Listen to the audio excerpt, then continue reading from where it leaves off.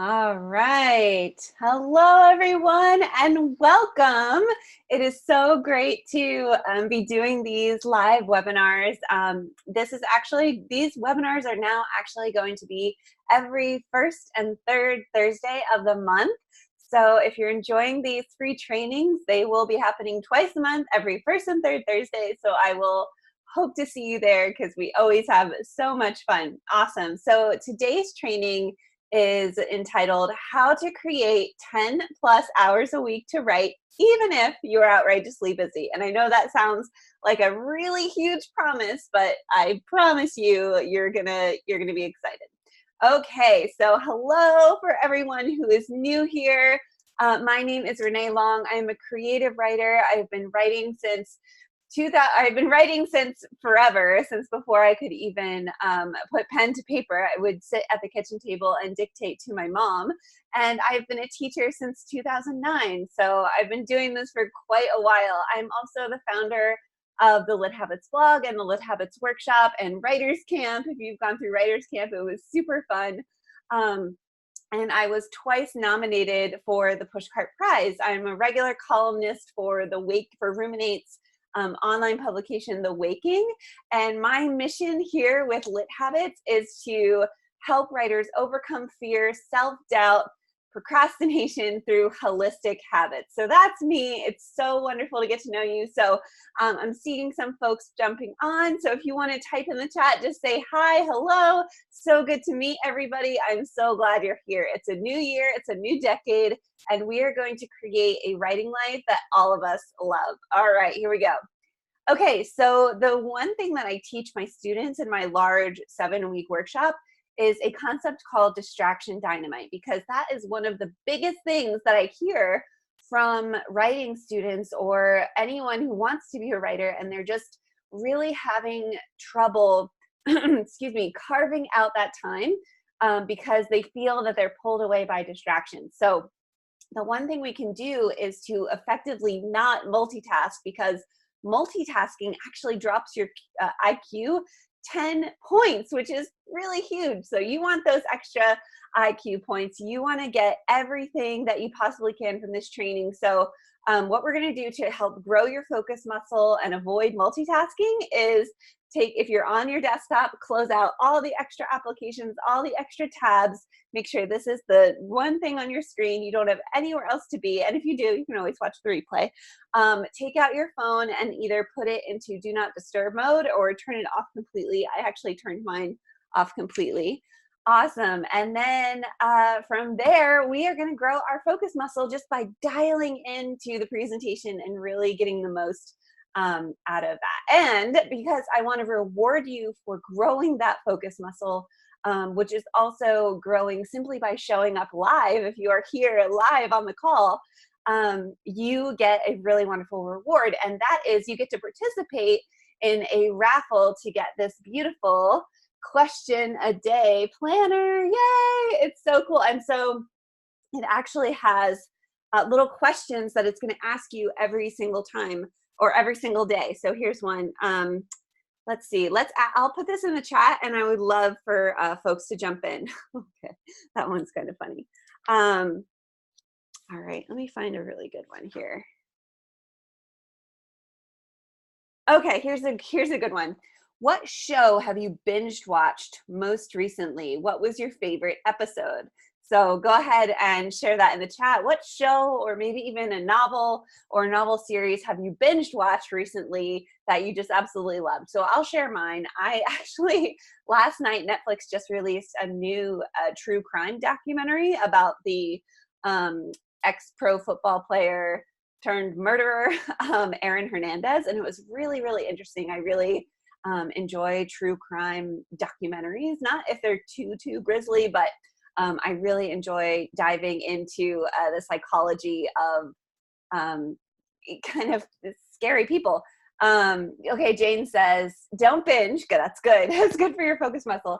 Don't binge watch, but like watching Father Brown. Awesome. Very cool. Awesome, Jane. Thank you.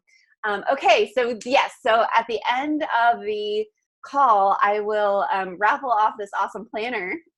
And so you absolutely do get rewarded and to some degree for showing up live. Awesome. Okay, so today you are going to learn my special make method for creating more time to write. You are going to learn how to take back control of your schedule so you're calm, focused, and motivated to write. Who wants more focus? Who wants more ease? I certainly could always use more of that for sure.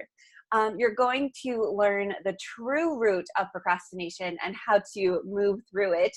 And we're going to talk about some really simple strategies you can use to quiet that inner critic, take back more control so you feel more in control, and promote optimal focus. Okay, so here is the make method. This is the core idea of this little mini workshop. And it's the idea that you do not find the time, you make the time, just like this potter molding clay. And the reason I say that is because if you actually look at time scientifically, it is not linear and necessarily as rigid as we think, as we used to think. So that was the Newtonian version of time was on a linear scale, right? That time is actually measured by seconds, nanoseconds, minutes, hours, days, years, and that actually it was the same for everyone. But then Einstein came along and totally blew that theory out of the water, and he showed us that time is completely relative and that it's actually quite bendy, and it's intrinsically interlaced with space and our physical surroundings. So what does that mean for us as writers? It means that we can actually make more time because time on a scientific level is relative. All right, here we go. All right, Carolyn said, I actually listened to the Boston Globe's podcast on Aaron Hernandez called Gladiator. Thanks for the heads up. There's a Netflix doc now. Yes, I just read, that's so funny. We're flip-flopped. I had not heard of the Boston Globe podcast until I watched the Netflix doc. So now I'm going to go listen to the podcast and you can go watch the documentary. Definitely let me know what you think of it. Okay, so the very first part of this acronym of the MAKE method is called mindset. And so that's where we're going to start first, because we always have to start with mindset, because if our mindset is not in the right place, we're not going anywhere. That ship is not moving, right? So you might be thinking, Renee, 10 hours more a week of writing time, that's totally crazy. You don't know my life. You don't know how busy I am. I don't believe you, right? You might be thinking that. I know you're suspicious. I know you're thinking, just like this little dog here, you're a little suspicious. But the fact that you registered for this class means you really do want to carve out that time. So even if you just want to create 5 more hours a week, or 1 hour a week, or 20 minutes a week, this MAKE method can absolutely help you. And yes, if you want to create 10 more hours a week to write, because you're like, Renee, I'm getting my novel written this year. 2020 is the year I write my memoir, or the year I get published in the New York Times or the Rumpus or somewhere really great. You can absolutely make 10 plus hours a week for your writing. And I'm going to show you how. Okay, so, but again, going back to this idea of mindset, one of my favorite quotes, and it's kind of hard to nail down who said this first, so I'm just going to say where I heard it first was Jonathan Quick, who is a speed reader teacher or speed learner teacher, and he says that when you cling to your excuses, you get to keep them. Okay, I'll say that again because when I first heard it, and I started thinking about it, it really hit me hard. When you cling to your excuses, you get to keep them. Another way to say that is when you fight for your excuses, you get to keep them. Meaning, what do you choose to fight for? Are you going to choose to fight for these excuses that we're going to go through? Or are you going to choose to fight for, like I was just saying earlier, that dream you have of finishing your novel in 2020, of publishing 5 short stories in 2020, of joining a writer's group in 2020, whatever your goal actually is, which part are you going to fight for? Are you going to fight for all the reasons you can't, or all the reasons you're not enough? Or are you going to fight for that life that you're craving, that you know you are capable of creating for yourself? And to prove this to you, There are powerful writers who have had the same exact reasons that you have for not writing, and they still did it. Okay, so they had the same exact excuses and they did it anyway. So here we go. So maybe you're thinking, I'm too busy. My family takes up all my time. I'm not talented, smart, creative, or fill in the blank enough. Maybe you think, I don't have the energy. I don't have the physical energy. Go ahead, pop it in the chat. Let me know, have you ever used one of these excuses to avoid writing? Go ahead, pop it in the chat and we'll keep going. If you've ever said any of these, to prevent yourself from writing, let me know in the chat. Okay, so the truth is that when you are fighting for those excuses, you get to keep them, and you get to not finish your novel because you're too busy, or you get to not write your memoir because your family has just taken up too much of your time and you're just doing everything for them. Or you have this belief that you're just not talented enough, so why even bother? And if you fight for that, you absolutely get to keep it. There are countless stories of writers who didn't believe they had the talent, didn't, felt just overburdened with their to-do list for, their family or for their job or whatever. And they came to the end of their life and they're like, wow, I wish I had done things differently. I wish I had lived for myself and not for others. And so Jane says, oh yes, most importantly, enough to say, or someone else has already said it. Yes, that idea of, oh, it's already said before. That's so good. I have a really wonderful Martha Graham quote I can share with you in a little bit too, that kind of helps with that whole, oh, it's all been said before syndrome. All right, so the truth is that others with your same excuses have gone before you and succeeded. So you are just as powerful, just as smart and creative as they are. So Jane, for example, J.K. Rowling wrote a beautiful fantasy series, right? A beautiful fantasy series about wizards, right? And she created this whole wizarding universe and mythology. If she had thought in her mind, Madeline L'Engle really covered the whole time travel and fantasy and young adult fantasy genre. It's all been done before. It's all been said before. Or if she had thought, J.R.R. Tolkien wrote The Lord of the Rings, and he really kind of covered all the different mythologies that I was going to cover in my series, so I may as not do it. But had she said that, we wouldn't have Harry Potter. We wouldn't have all these beautiful other fantasy novels that are in conversation with each other. So I totally can relate to it's all been said before, but the truth is it hasn't been said by you. Okay, so here's the number one reason that I often hear for people who are holding back from their creative work is, I don't have time. I'm too busy with my full-time job. Can totally relate. So writers, here are some writers who have written beautiful books and had full-time jobs. Toni Morrison, from 1989 to 2006, she held the Robert F. Goheen Chair in the Humanities at Princeton. Eula Biss, she's a professor and artist in residence at Northwestern University. She's also a Guggenheim Fellow and an editor at Essay Press. She still manages to write these beautiful, well-researched books that people absolutely love. She's one of my favorite writers. Anthony Trollope, he is one of my favorite people too. He's such an interesting character. He was so prolific. He wrote so many books in his lifetime. And he also had a full-time job at the British Post Office way back in the day. That was his full-time job at the time. And he wrote for 3 hours in the morning. He gave himself no mercy. And throughout his life, he also invented the British Post Box. So if you see those red British Post Box, if you go to England and you see those red Post Box, Anthony Trollope actually invented that, which is really cool. And I say that because it just shows that, if you, again, make the time for yourself, you can absolutely accomplish these things. And it doesn't mean that these writers are more energetic, more talented, more creative than you are. They just chose it. They chose their work.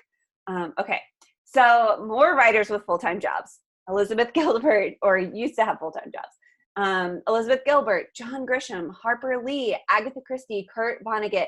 The list goes on of writers who've written bestsellers and beautiful books and also had full-time jobs at the same time. Does not mean it's easy. Do not get me wrong. This is not something that, you just churn out here and there. They worked really hard, but you are capable of working just as hard and producing the same results as these folks. Don't think just because they've achieved success that you don't have that ability within you as well.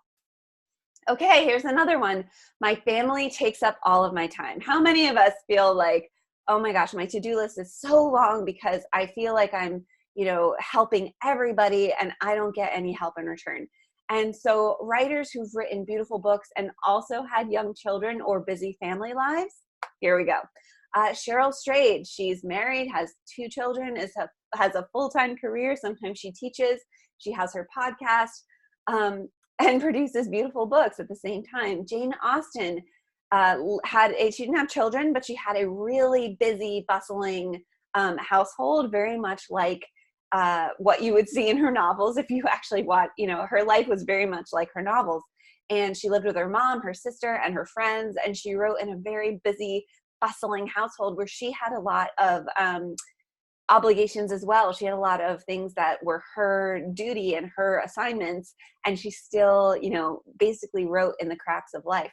My good friend, Melissa Poulin, she is a poet, an essayist, and a mother of 2, and she wrote this beautiful book called Rupture Light, and if you ever want to watch an interview with her, I did one a couple months back, and she talks about this idea of compassion for ourselves, of being enough, and that just that self-compassion and allowing ourselves to be enough it eases up your heart so that you can show up on the page and actually get your work done. Sophronia Scott, a novelist, essayist, mother, entrepreneur, she's all these things, and she is an author of 4 books. And again, she's a great example of someone who gives herself that compassion and is really kind to herself. She also talks about the idea of non-writing activities that are nourishing to our creativity and to our soul. And yeah, she's a really wonderful person to follow and emulate as well. And again, I'm not using any of these examples to make you feel bad or say like, look, they can do it. Why can't you do it? No, I'm showing this to you to inspire you. And again, these women here, these women writers are, talent and ability and all of those other things matter so like insignificantly compared to your ability to simply show up, simply choose your work. Okay. So it doesn't mean they were more talented than you or had more natural ability than you. No, it just means they consistently showed up and dealt with all of those icky things that we kind of deal with as writers, as the inner critic, or that feeling that Jane said about not being enough. Or having something been said before. Okay, so here we go. This is the next one that I hear so much, and it's a big one for me as well, is I'm not blank enough. So I'm not smart enough. I'm not creative enough. I'm not talented enough. It's all crap. It's not true. And the reason for that is research has shown that talent and natural ability matters far, far, far less than consistency, determination, and continually showing up despite failure, despite setbacks.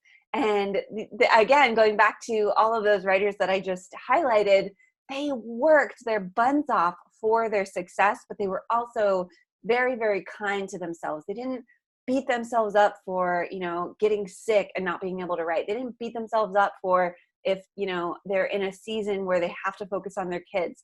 They constantly showed themselves compassion, which allowed them the strength to come back to the work. They understand that nothing comes out perfectly the first time. I'm sure if you looked at Cheryl Strayed's first drafts, Jane Austen's first drafts, any of those writers, and you looked at their first drafts, it would be laughable. They're probably really crappy. So with that, I just want to say you are enough. You are creative enough. You are talented enough. You are strong enough to do this. I deeply believe in my heart of hearts that is true. And that's honestly why I am here all the time, every week, showing up to inspire you, because I really do believe that in my heart of hearts, that you are enough. And when you can embrace that idea of enoughness, you can actually have that strength to show up and write the work that our world desperately needs. So again, I'm just going to remind you, when you fight for your excuses, you get to keep them. If you want to believe that you're not talented enough or creative enough, or you don't have enough time, you can believe that and it will be true for you. So it's really a matter of which one do you want to fight for? What belief do you want to fight for? Would you, do you want to fight for your reasons, or do you want to fight for results, right? Do you want to fight for that novel that you desperately want to write? Okay, here's another one that always inspires me, okay? Because it really helps us see that this idea of enoughness is total bullcrap. It's not true. And so here's some examples. So these are little bits of quotes from critics who've commented on some of the writers that we love. So some critic, some editor, some nobody said about Sylvia Plath, not enough genuine talent to be noticed. Holy cow. Can you imagine if Sylvia Plath hadn't written the poetry she did, how lacking our canon of poetry would be without Sylvia Plath? How about Anne Frank? Here we go. This is what jerk says this about the Diary of Anne Frank? And this was actually truly a critic. And they said she doesn't have a special perception or feeling to spark curiosity. What? Oh my gosh. Yeah. So again, a not enoughness, not enough special perception or feeling, or whatever that even means, to make her book, to have her book spark curiosity. What a jerk. And then this is what a critic said about Lady Chatterley's Lover by D.H. Lawrence. So he just said, do not publish this book. He just said, don't publish it. And then Lord of the Flies, some of our favorite, some people's favorite novel, absurd, uninteresting, rubbish, not interesting enough. It's ridiculous. It's trash. These writers changed how we read literature. So whenever you're feeling down, I know it doesn't always help to focus on other people's negative thoughts, but just know that this is an example of why that not enoughness isn't true, because it's just completely objective, or subjective, sorry. Okay. So maybe you're also struggling with a lack of energy. This is something that I really struggled with for a long time. I'm not energetic enough. I don't have enough, sure, Renee, you can talk about Cheryl Strayed, you can talk about Toni Morrison, but it sounds like they had all this extra energy, that it sounds like they have a drive that keeps them going to be able to accomplish all of that. And the truth is, you don't need a ton of energy either. And Flannery O'Connor is a really great example of this. The same year she published her very first novel, and she's one of my favorite writers as well, she was diagnosed with lupus. And lupus essentially gives you flu-like symptoms all the time, and it makes you feel foggy, exhausted, pain-ridden. And despite all that, from 9 to noon every day, she wrote even when it was total crap. She said, most of the time I'm writing from 9 to noon and it totally sucks, but I keep doing it anyway. And thank goodness she did, because, oh my gosh, Flannery O'Connor's short stories are fundamental in my writing life anyway.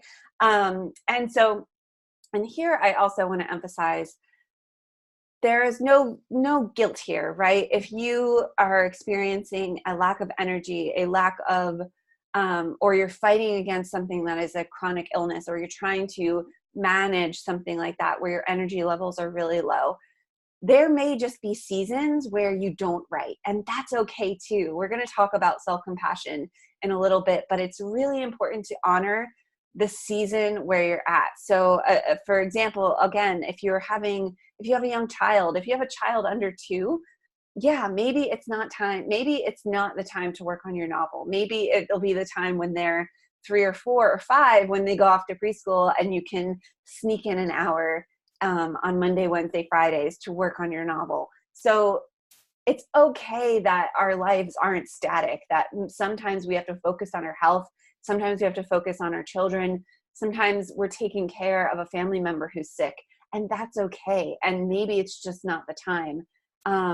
but there does come a time where you know in your heart of hearts that you could have 20 minutes here or there. And those are the times to bring that courage, to bring that resilience that Flannery O'Connor did, and show up for our writing despite maybe difficult circumstances that we might be facing. So all of that to say, I'm going to take a quick drink of my tea because my voice is getting a little dry.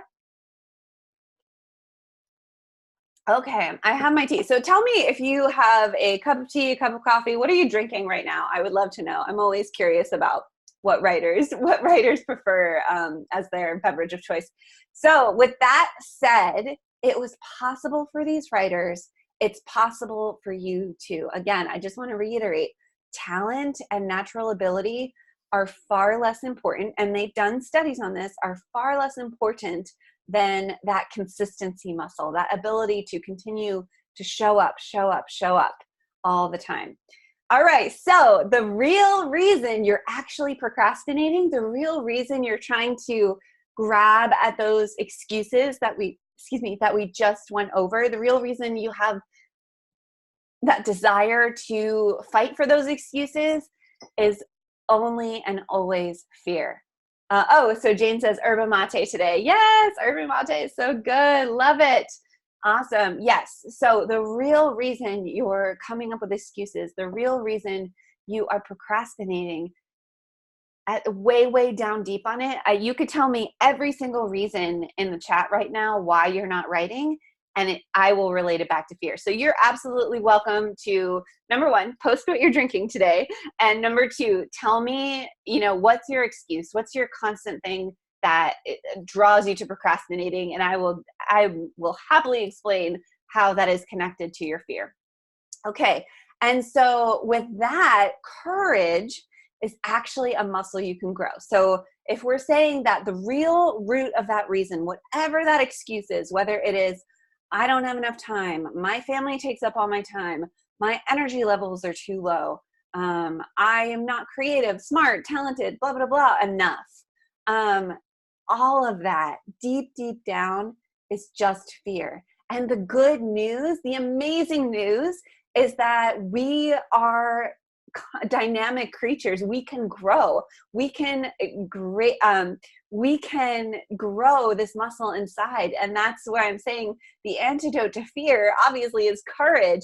And courage is a muscle we can grow. So even though at the very root of all of those reasons that we're not writing, all the reasons that we're procrastinating is fear. And if that's the case, we can actually grow our courage to move through that fear. Carolyn says, drinking water, trying to do that more instead of getting hydrated on coffee alone. Oh my goodness, I totally hear that. That was something I was thinking about recently that I want to add to my habit tracker, is drinking 3 of these guys a day, because water is life. It is so good. I appreciate that you're trying to get hydrated on water. That's awesome. Okay, so if courage is a muscle you can grow, how do we grow it? It's by adopting bedrock habits. And bedrock habits are these, I call them bedrock habits because they're tiny little pebbles in a bedrock of a routine that allows our life to access more flow, access more, freedom, right? Where we're not just feeling dry as a bone, right? We want those words to be flowing. And when our creativity flows over a healthy bedrock of these habits, that's when we can really access those beautiful moments in our writing. So bedrock habits are little tiny routines, rituals that take less than 5 minutes, and you can grow them to be longer, but you can start out with them being less than 5 minutes. And these all grow your courage muscle. So meditation, starting a meditation habit, doing 2 to 3 pages of morning pages in the morning, short bursts of exercises. So like maybe 3 minutes of jumping jacks or 3 minutes of yoga, chanting, Qigong. Qigong, if you Google Qigong, there's some really wonderful practices on YouTube that take like literally 5 minutes or less, and they're stress reducing. And you will just feel so good. And if you did that every morning or every evening or in the middle of the day for 5 days, I guarantee you are going to feel more courageous. Making the bed. If you've ever attended my 7 Habits of Highly Fruitful Writers talk, I talk a lot about how just making the bed changed my life. Prayer, gratitude, affirmations, all of these, and you don't have to throw all of this at your life.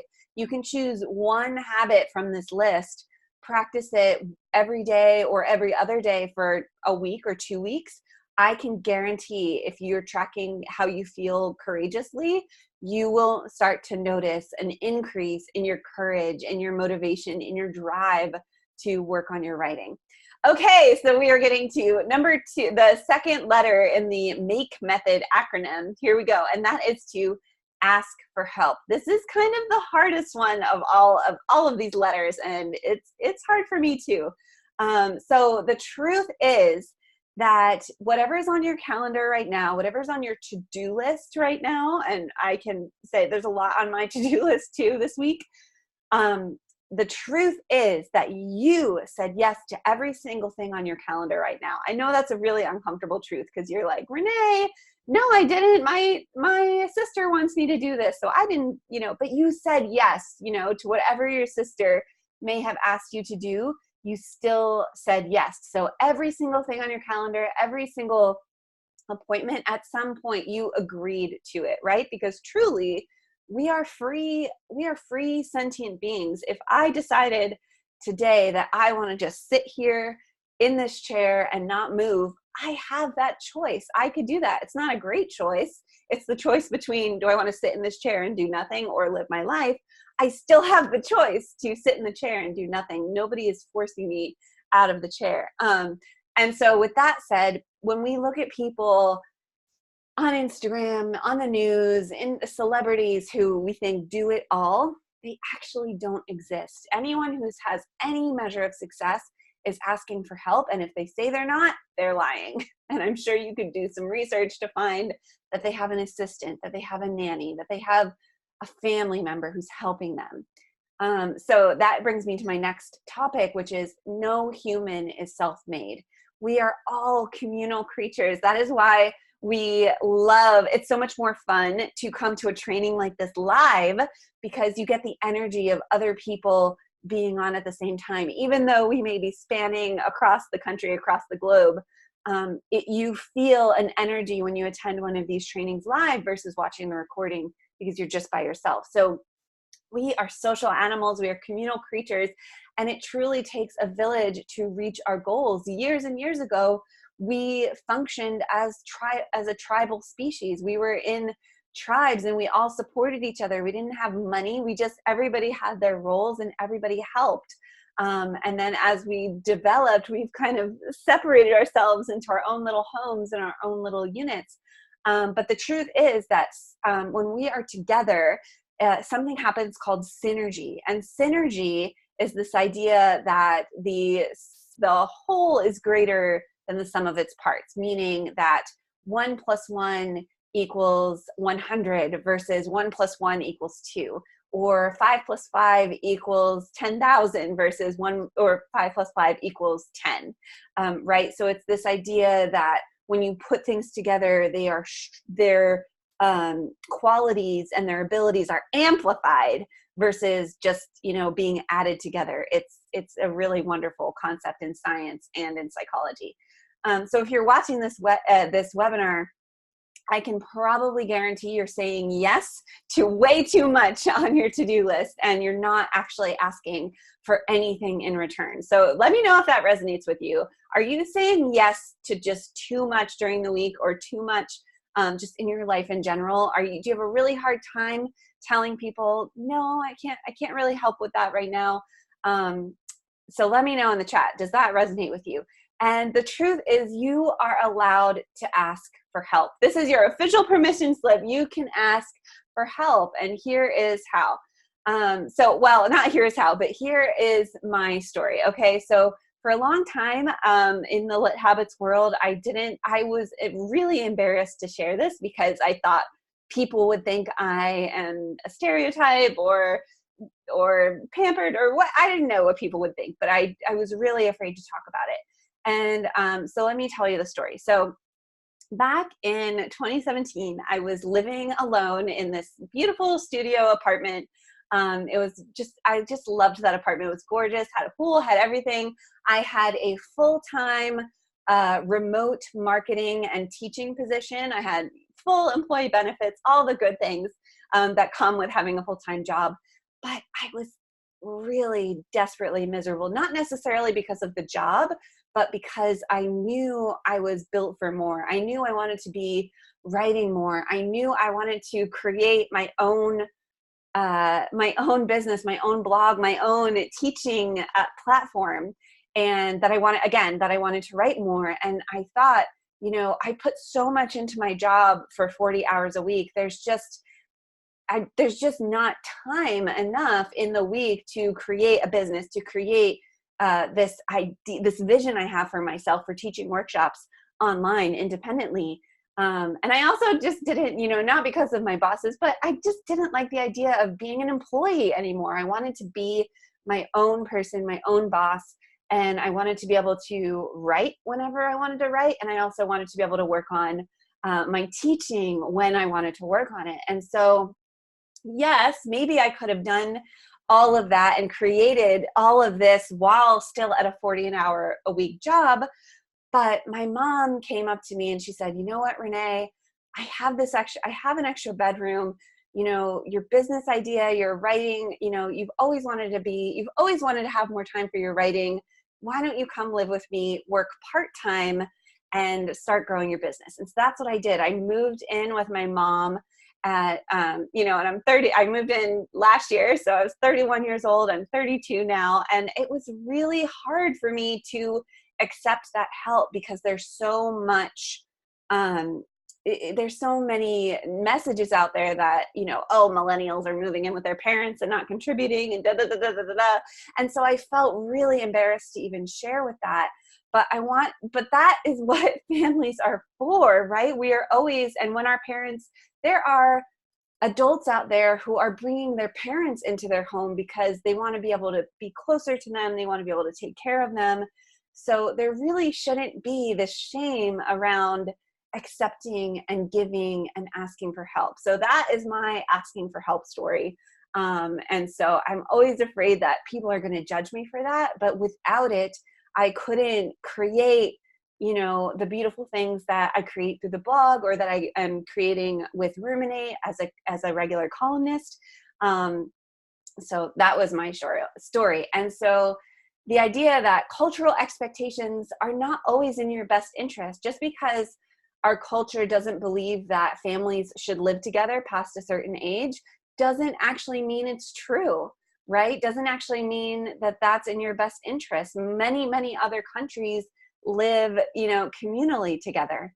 And at the end of the day, your chosen family or your biological family are there to support you and vice versa. So if you feel like you're saying yes to too much, you can absolutely ask for help. That's what, your family is there for. It's a symbiotic relationship. Okay. And so that's the other thing, all of these things on your to-do list. Here's a reminder. You are not a unicorn. Somebody else can do these activities for you, can take some of the responsibility. And I'm only saying this because I know most of my students are doing so much. They're doing everything for everybody.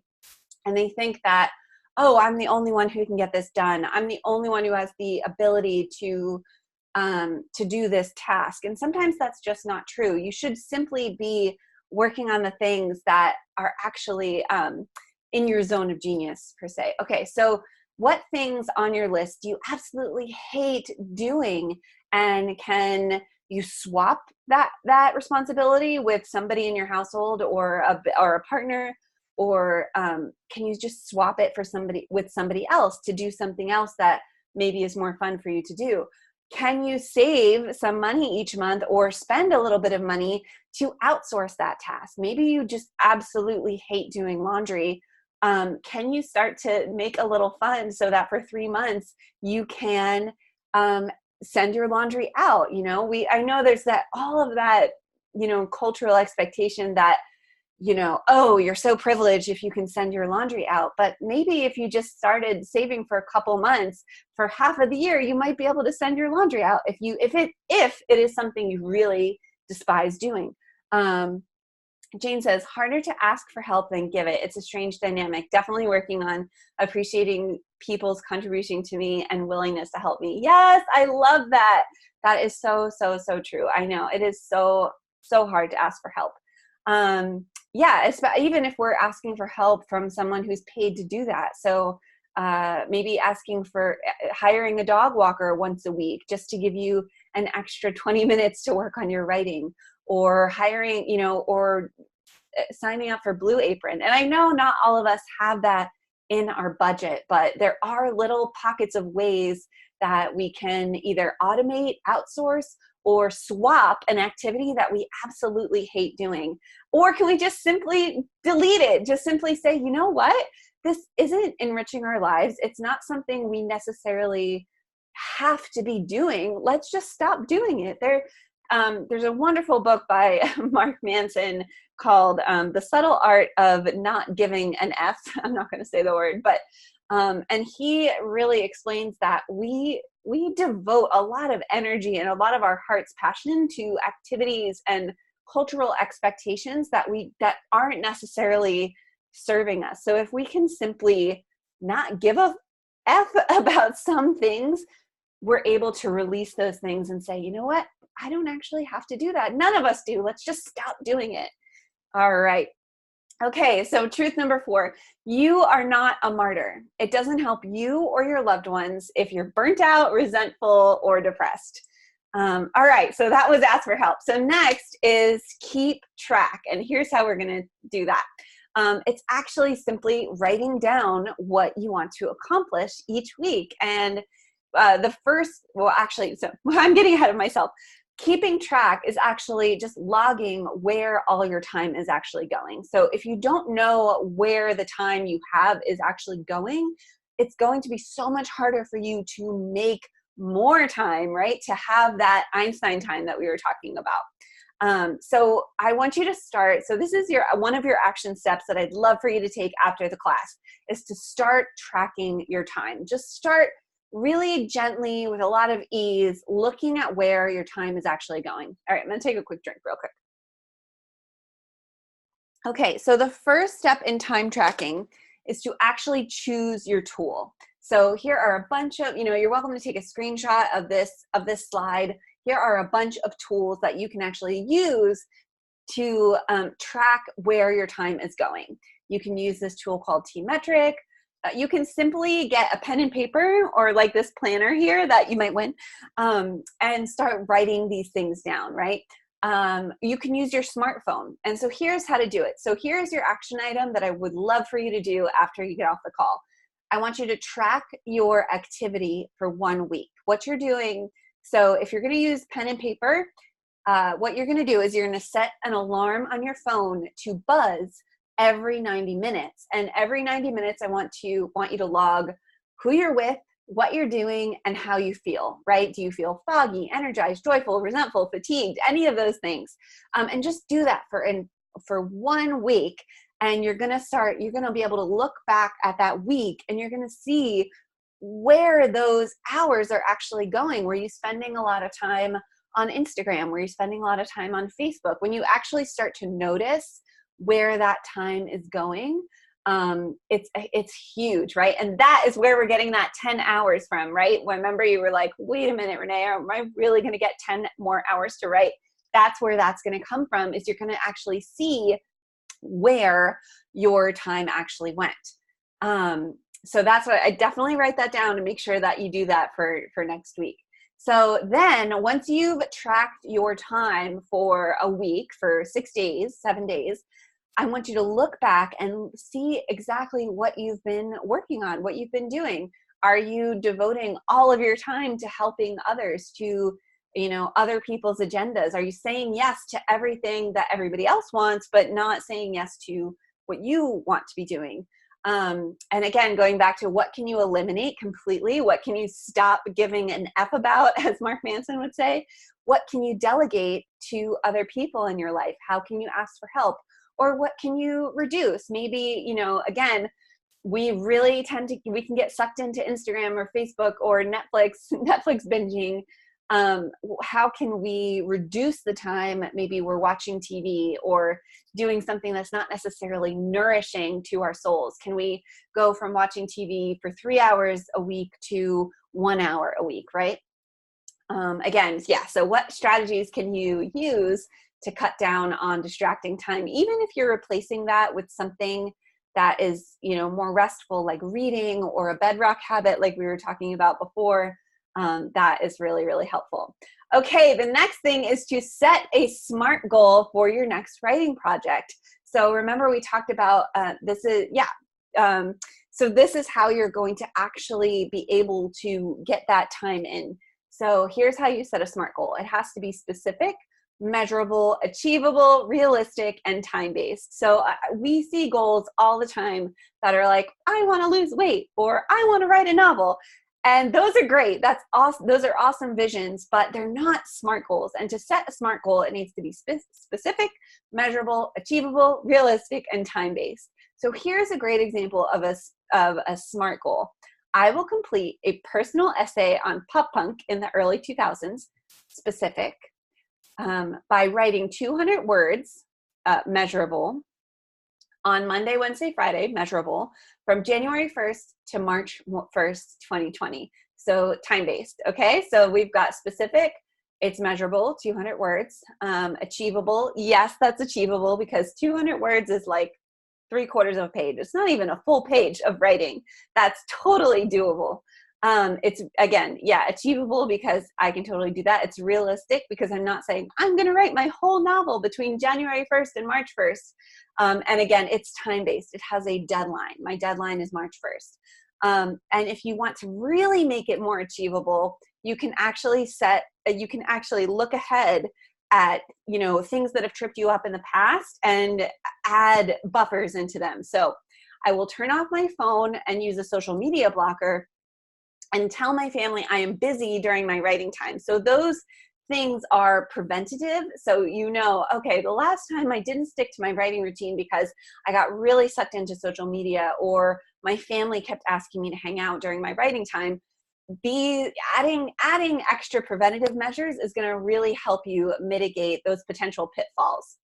And then, okay, so once you've set your SMART goal, I want you to actually start timekeeping, okay? And experts all agree that when you start timekeeping and you start scheduling your week, not rather than scheduling your day or scheduling your month, scheduling the week is the kind of the Goldilocks time frame to plan ahead for your week. That is also why I chose this planner, because it's a really lovely way to kind of keep track of your week. Okay, so, and then create that SMART goal for your week. So you've created a SMART goal for your entire project, make another smaller goal for that week. So I will write 200 words on Monday, Wednesday, Friday at 6 a.m. for a total of 600 words this week. So that is all you have to do for that week, right? We made a big goal and then we broke it down into the week. And then a really important aspect when you're actually plotting out your goals and your writing time for the week is it's very, very, very important to schedule playtime, to schedule breaks, because our creative inner life, we're basically toddlers, okay? Even though we're adults and we have adult jobs and all of these things, we're basically toddlers. So we need a break. We need a nap time. We need a time to go walk on the beach for a little bit with a cup of coffee. That's what I love to do. I love to, for my little breaks and play dates on the weekend, I love to go by myself to the boardwalk, get a hot cup of chocolate, and walk along the ocean for an hour or two. That really resets my mind, really helps me just de-stress and relax.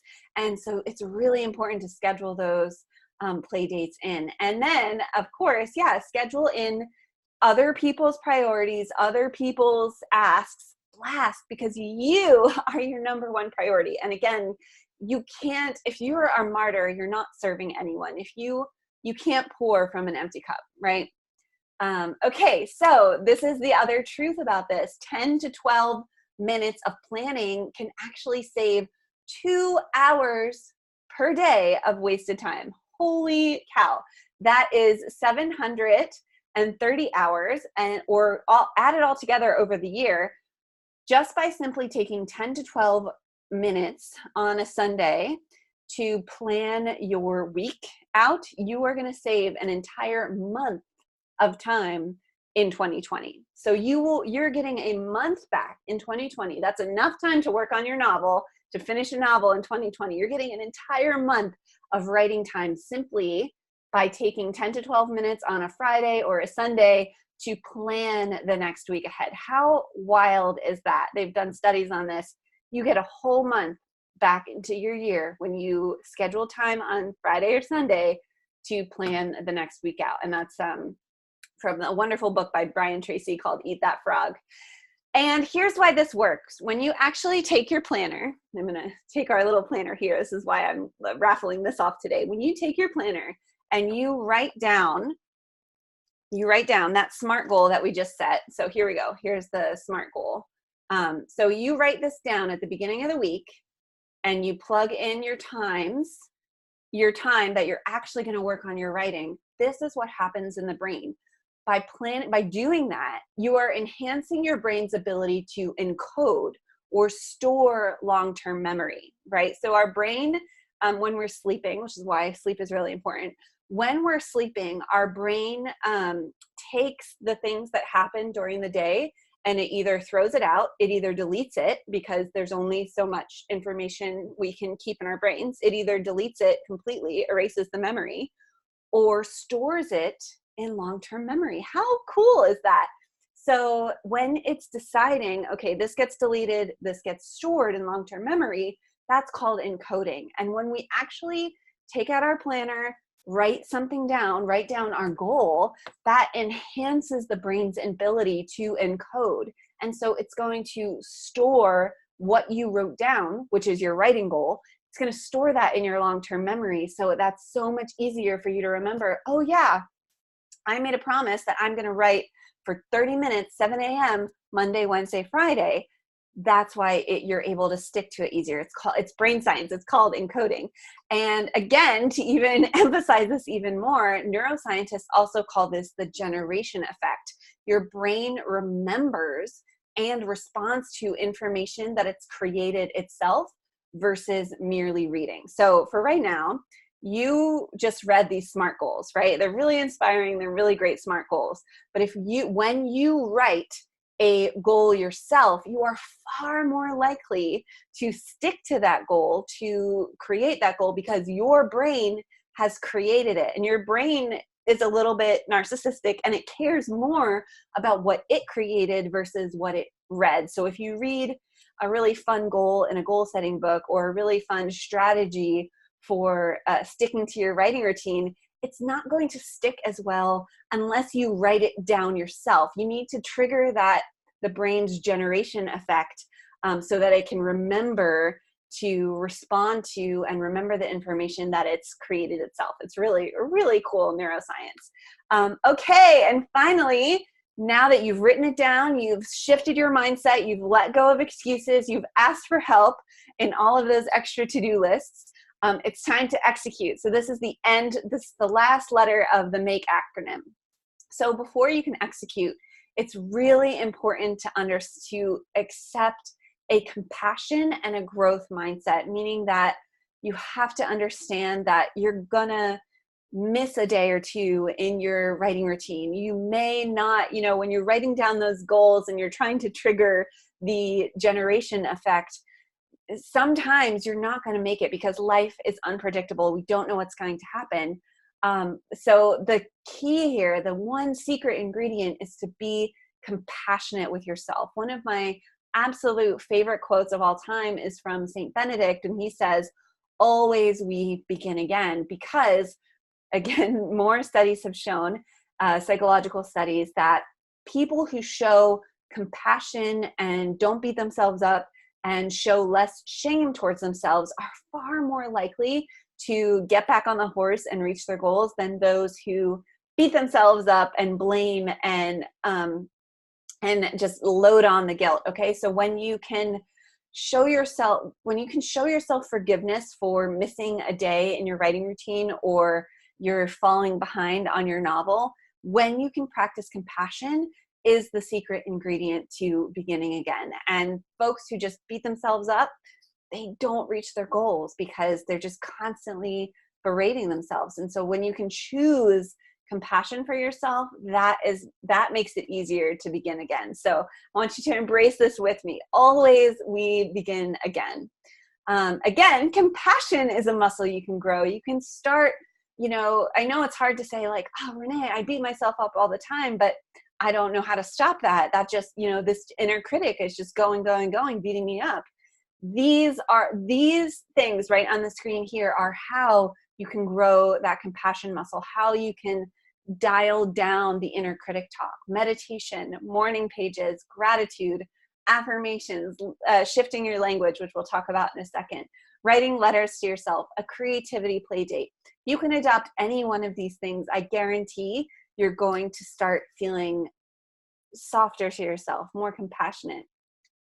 So keep your vision, keep that goal that you set for yourself, that SMART goal, front and center. And another way to do that is to shift back the control back to yourself. So there are simple things that we say throughout the day that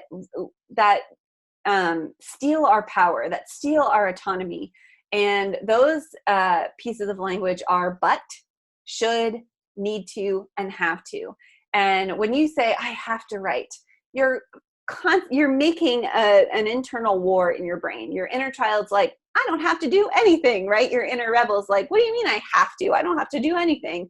So when you can shift that language to choose to or want to, I want to write today, that inner child's like, yeah, you're right. I do want to write today. So those are just really simple things. And you don't have to shove yourself into, don't beat yourself up for using restrictive language like should or need to or have to.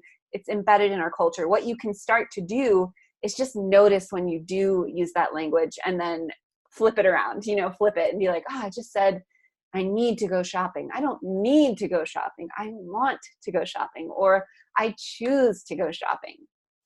Okay, all right, and so that is the end of the MAKE method for creating those 10 plus hours a week. And again, to emphasize that it is 10 plus hours, remember, when you're writing things down, when you write your goals down, you are saving 730 hours per year, which is one whole month, which is 10 hours a week. So there's your 10 hours.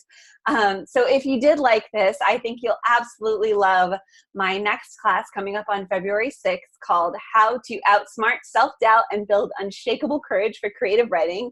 Again, it's a completely free class, and I absolutely raffle off something exciting at the end. So I would hope to see you there. And so what you're going to learn on the class on February 6th is how to stop second guessing everything you write, how to grow a sense of pride in your writing skills and your quality of writing, how to overcome that fear of failure, that fear of success, how to prevail over perfectionism, the imposter syndrome, and how to effectively find the courage to share your soul's work with the world with confidence and joy. So I would love to see you there. I'm going to pop the link into the chat for everybody. Yay! And I would love to see you there. That is February 6th coming up. Yay! Jane says, yeah! I'm so excited for that. And so, yeah, I do these free trainings every first and third Thursday of the month. So February 6th is the next first Thursday. So I hope to see you there. All right, and it is time for the raffle. So I am going to pop the, all right, I'm actually going to put all of the names of everybody who's attending into this little bag here, and we will draw the raffle. So I'm just going to open my attendees doc here and write the names. So just give me a second here while I do this.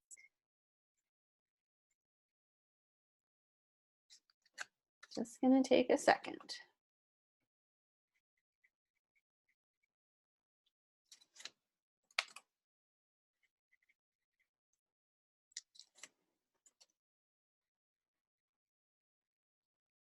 Almost done.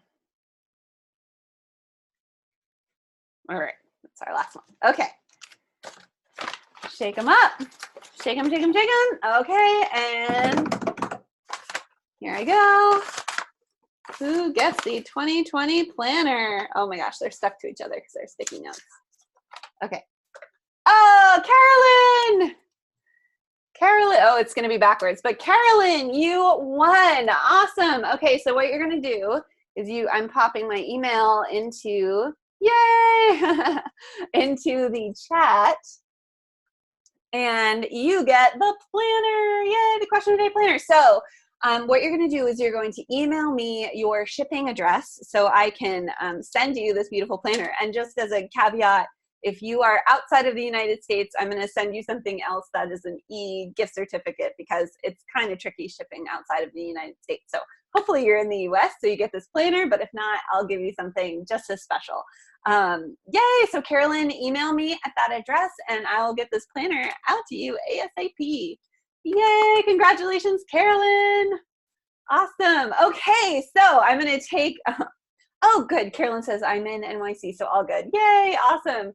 All right, so if anyone has any questions, I would absolutely love to answer all of your questions about the MAKE method, about the classes coming up, or anything that we talked about in today's class. So I would love to answer your questions, so pop those in the chat, and we can chat for a little bit. I know we're at the top of the hour, but if you have any questions, I'd love to answer them.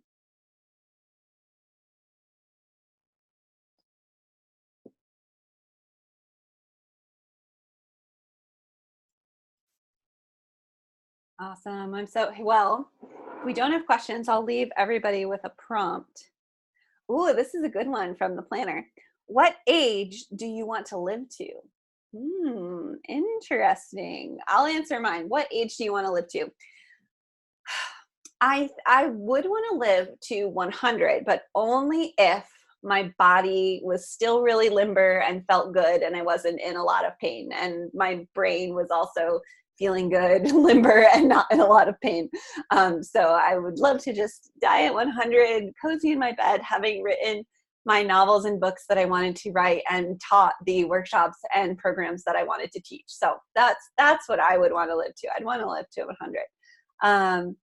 Yes, Jane says, thank you so much. Setbacks come up and it's helpful to be reminded about beginning again. Yes, yes, setbacks, that's the thing. I think folks, we struggle so much with perfectionism because our culture upholds perfectionism, and we think we love to, that's why I was really interested in that Aaron Hernandez story, because our culture really loves to uphold people who have natural ability, people who are superstars and just unheard of talents. And the reality is that the people who are actually producing and changing the world aren't necessarily the most talented, aren't necessarily the all-stars.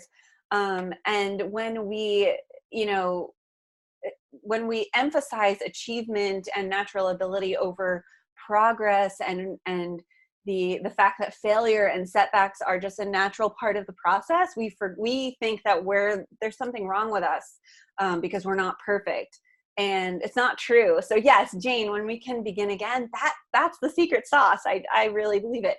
Oh, Carolyn has a great question. I've got a question. She says, what are some apps, blockers you recommend to keep yourself from getting distracted on social media? So good. So I use a tool called Stay Focused. So it looks like this. When I try to go to Facebook, it turns like this. So it tells me, shouldn't you be working? So I'll send that to you. There's also a tool called the Forest app, which is really nice, but it's paid. I don't know if I spelled that correct. Yeah, here it is.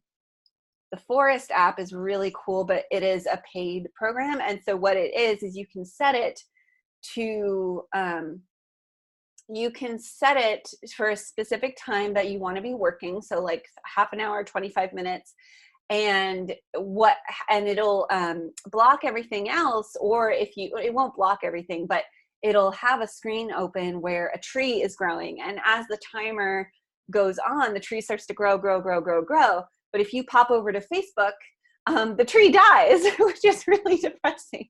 And it's not actually that a tree is really dying, but it gamifies your ability to focus. So as you're growing, that your focus, you're growing the tree. So it triggers the the gamification in your brain so that you want to beat your timer. You want to be able to stay focused so that the tree really grows.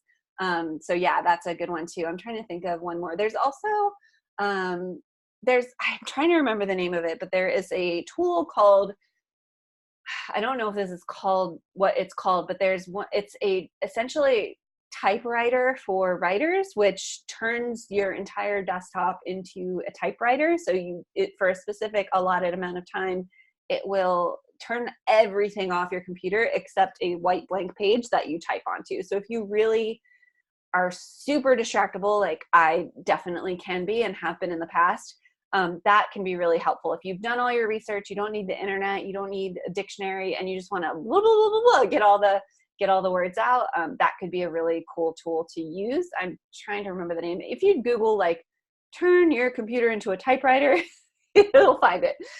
Awesome. Okay, so with that, I will let y'all go, and just here are some references and resources if you'd like to dive in deeper to the concepts here. This is really, really good resources and some of the places where I pulled these concepts and ideas and have implemented them in my own life. I think you'll really enjoy reading or diving into any of these. And yes, with that, woohoo, you did it. Way to go. You made it through the class. You got to participate in the raffle. And it was so lovely to be here with all of you today. So I will wrap us up since we are at the top of the hour. And it was so good to hang out with you today. Thank you for joining me on your Thursday. And I'll see you next time, February 6th. Bye.